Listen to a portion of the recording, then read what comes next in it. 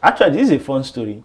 My first article for Pulse in 2017, I've always said this, my first article for Pulse in 2017 was begging Barcelona not to sign Philippe Coutinho. That was my first article for Pulse. Because I've never believed in anything he has to offer. My pick is actually Fernandinho, and I'm surprised that Your pick is who? it's Fernandinho.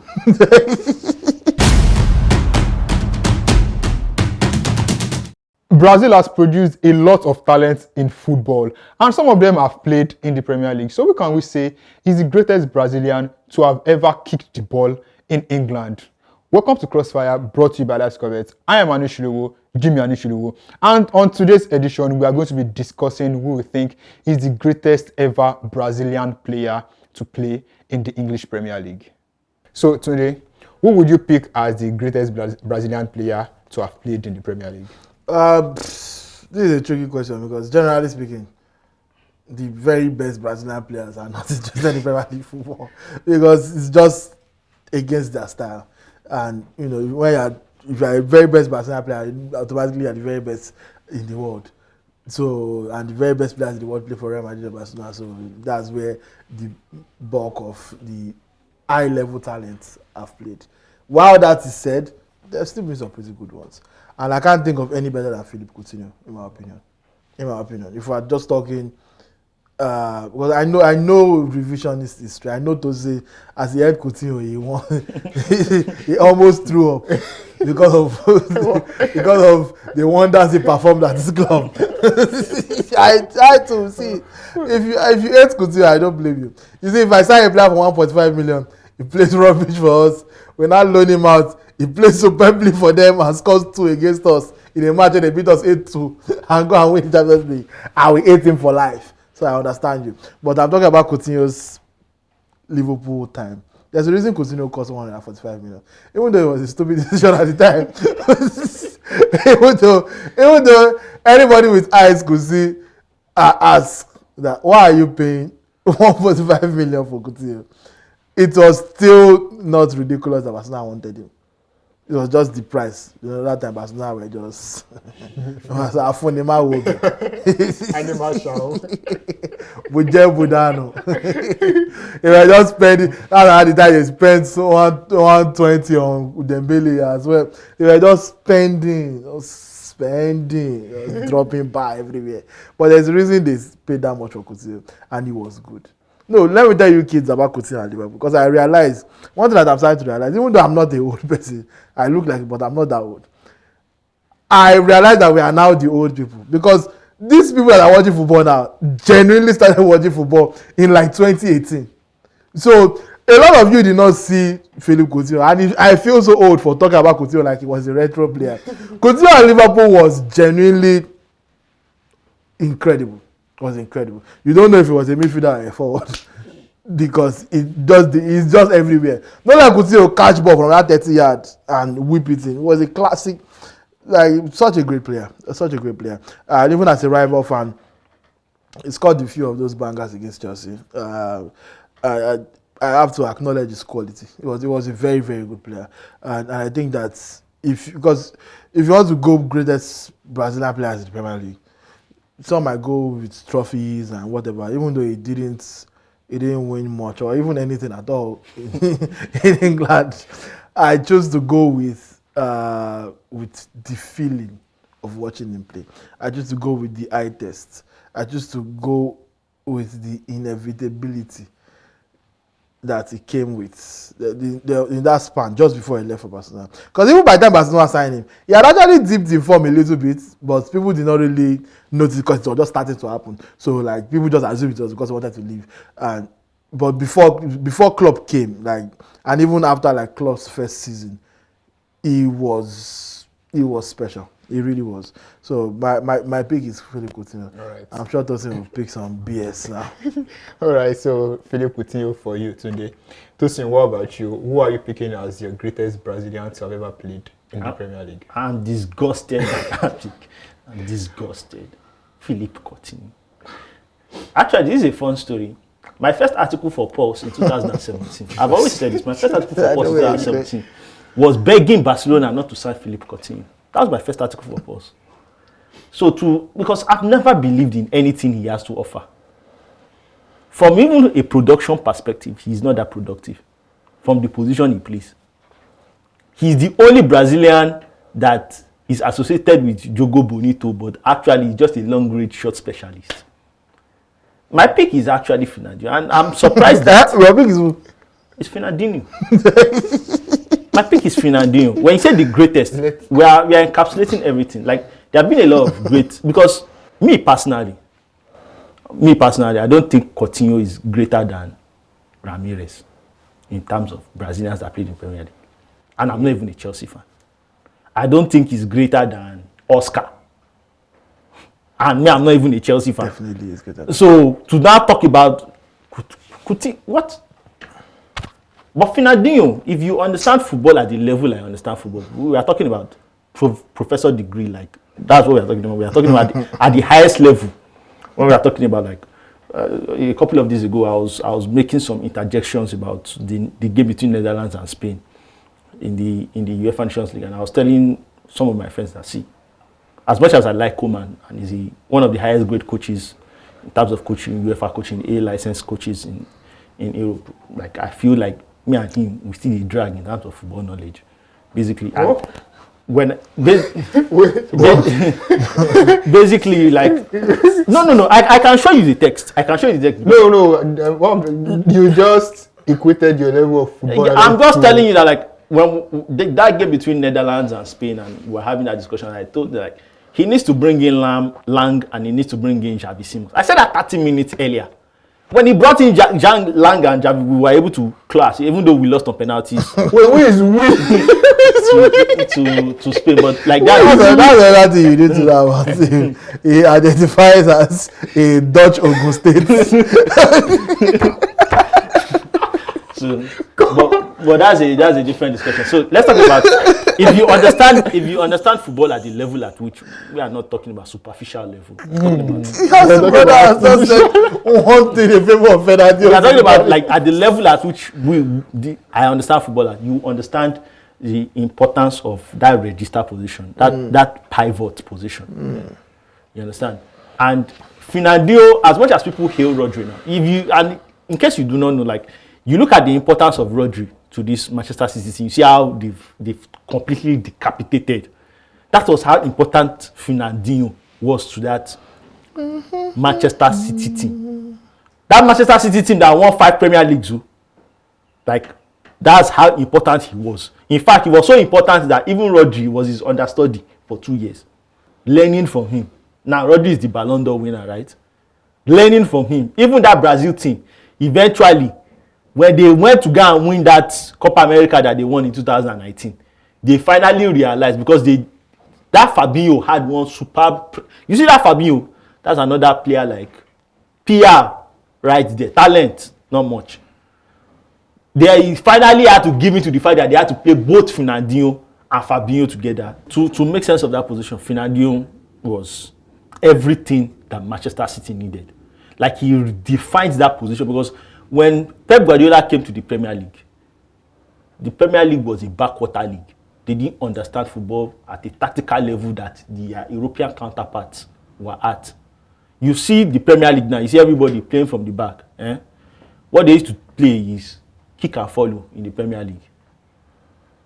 One of the revolutionaries of that position in the Premier League history. We are already doing it in La Liga. Don't compare La Liga. We already compare. Everybody knows. He's talking about 2016, by the way. This is not the 80s. So before 2016, they were not passing in England. Everybody knows I'm a Barcelona, but, like, when I remember when the likes of Tim Sherwood, the likes of Michael Owen, they couldn't understand, like, why is he trying to pass out from him? I'm like, look at this daft motherfucker. but so now you see everybody now. We want to bring in a player that can. You see, you have Jorginho, you have the rest of them. Everybody playing that brand of panache football, playing football that is meant to be played at the highest level. Fernandinho is the reason for that. In the Premier League, Fernandinho is the reason for that, and he was also a Serie A winner. So that is why he's the greatest. Wow, Fernandinho. So today, when Tosi was making his points, he mentioned some other Brazilians that have played in the Premier League. Do you also have any honorable mentions? Yes. First of all, you people need to stop doing this thing. I don't know if we're afraid of Tosin on this show, but this thing that you will just let him get away with anything that he wants to do, it needs to stop. I need to ask you a question. Is Fernandinho even Man City's greatest ever Brazilian? Has Fernandinho done more for Man City than Ederson? If you are asking me to mention other Brazilians, I've mentioned Ederson. I'm going to start from there. As Fernandinho, does he have a bigger Premier League legacy than Ramirez? If you want to say, okay, people that play the same position. By the way, it was because of what people saw Ramirez doing.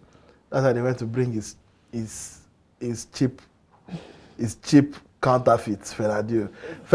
Before he started watching, all this one I talk about registrar, vice chancellor, concern me. Fernandinho at Shakhtar Donetsk, for those of us that actually watch football, Fernandinho at Shakhtar Donetsk was a box-to-box midfielder.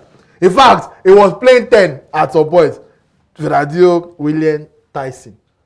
That was Shakhtar Donetsk, the three behind Luis Adriano, the striker. Shakhtar Donetsk Brazilian connection. Those of us that watch football can tell you these things off the top of our head. You're not saying anything. Go to your point. Don't. let me educate you. Since you say you have PhD level of football knowledge, don't worry. Let me teach you how it's done. Look, when Fernandinho came to the Premier League and he tried that box-to-box thing for one season, I said,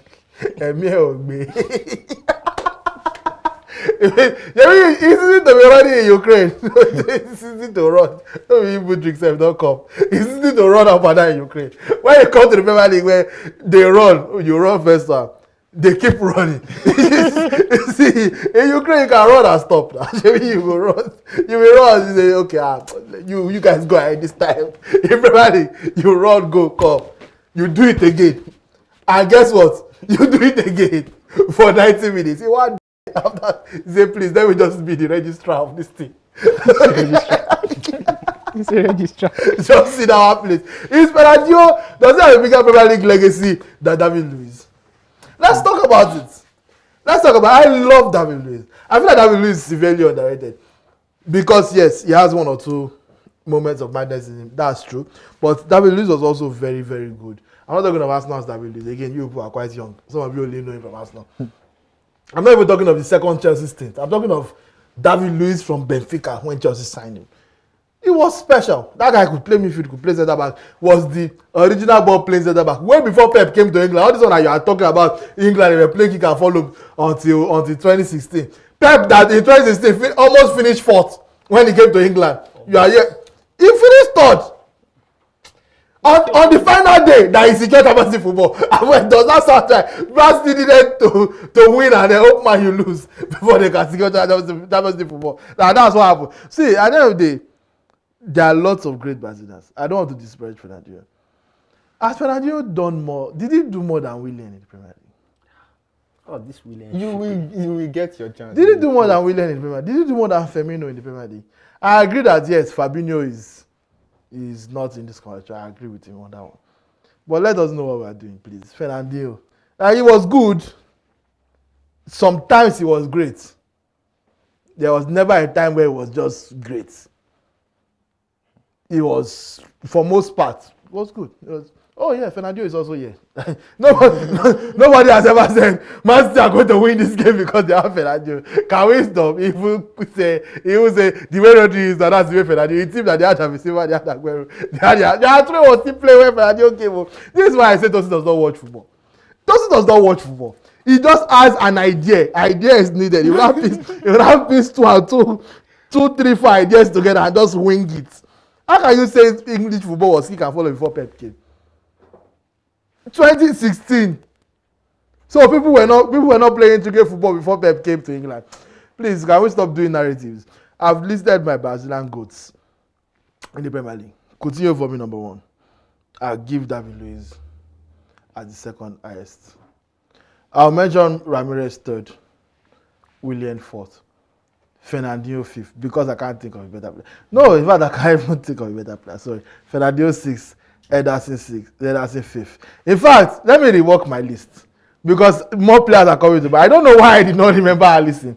But Alisson is genuinely a top 3. Could even be number 2 actually. In fact, I'm putting Alisson number 2. Coutinho, Alisson, Ramirez, David Luiz, Willian, Ederson. Who else can I put before Fernandinho? You don't I was before Fernandinho. You want to put Oscar? No. Oscar's run was not long enough. I think I'll just stick to those guys by now. I think Fernandinho is just above Anthony. Tosin, you have been making some, some sounds. Sound. It's the one is While you was talking, so this is your chance to fire back at him. Do you have a belt? Don't you have? You have a belt there. Don't you have? Honestly, like Tunde has a long way to go. He has a long way to go in terms of his learning. Just like why didn't you put small PhD? he's talking like principal at open day, talking to the parents. like why didn't you put Alex there? Former Chelsea I actually defender. even forgot Alex. I had to add Alex to my list. Honestly, I feel if you look at the total, like one name for me, let me actually start with my own personal ranking. I think obviously Fernandinho clears everybody in terms of achievements and performances. He wasn't just a bit part player. In fact, we talk about Yaya Toure. Yaya Toure only played the first season with Real, and Pep Guardiola didn't actually win. That next season, Pep Guardiola cleared the deck. Both Yaya Toure with Guy Clichy, Stagna, who was there again? The only player from that team that was left were like Sergio Aguero. I don't think you realized that it was Pellegrini that signed Fernandinho. Yeah, No, I was going to ask him. No, I'm saying that. Wait. Who did I say that it is Guardiola? Like, or two of you, your brain and all. No, you mentioned. You said when Fernandinho came into his own under Guardiola in that register position. Like, did you not listen to anything I said? While you was your brain into that register position? In the register position, when you talk about the best 3 midfield combination, like when you talk about Toni Kroos, you talk about Luka Modric, you talk about Casemiro, you talk about Iniesta, you talk about Xavi, you talk about Busquets. The only Premier League comparison you can make to it in terms of dominance in the Premier League is David Silva, Kevin De Bruyne, and Fernandinho. That is it. That team literally won 4 straight. What are you saying now? But at the end of the day, But who was the least important of those 3? who was the least important of what? Like, everybody had their own role to play. Fernandinho had his role to play. In fact, I remember one of the greatest defensive midfielders in the Premier League, in Roy Keane, saying that, like, that is, if he was alive, he was playing in this modern era, that is somebody who but Blessed memory. but the truth is this: Fernandinho's importance. You didn't come with your glasses today, but if you have 2 functioning eyes, you understand, you watch the game properly as you should, you would see his value to the team. And obviously, from a statistical point of view, he doesn't resonate. But like in terms of what he led that team and how important it was to the dominance of that team, it sets him above every other Brazilian. All right. Well, if you didn't see Tosin picking Fernandinho, you are not the only one, even though he has made some points to back up his claim. Why Tunde thinks that his greatest Brazilian is Philippe Coutinho, followed by other names on his list. But what about you guys? Who are you picking? Who do you think are the greatest Brazilian players to have ever set foot in England? Let us know your thoughts in the comments. I am Anishilewo, Jimmy Anishilewo, and this is Crossfire, brought to you by Lifescore Bet.